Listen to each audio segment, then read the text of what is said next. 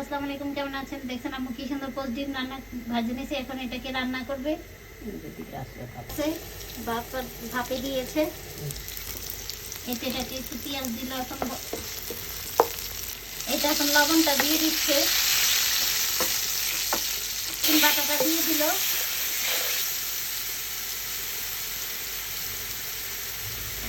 পেঁয়াজ বাটা,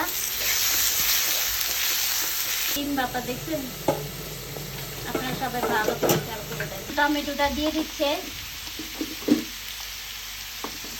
ভালোভাবে লাগবে। এখন মটরশুঁটি দিয়ে দিচ্ছে,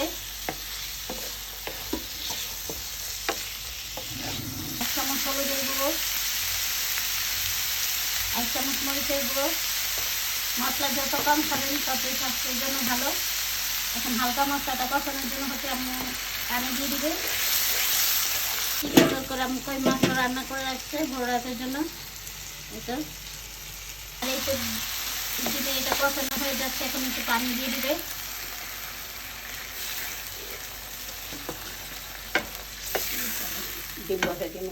এখন হচ্ছে পোস্ট ডিমগুলো বসিয়ে দিবে।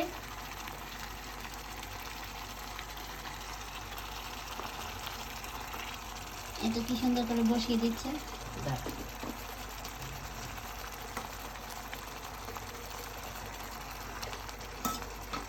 তো পুরোটা হয়ে যাওয়ার পর তারপর আপনাদের সাথে শেয়ার করবো। এখন এটা আমি ঢেকে রাখবো কিছুক্ষণ হওয়ার জন্য।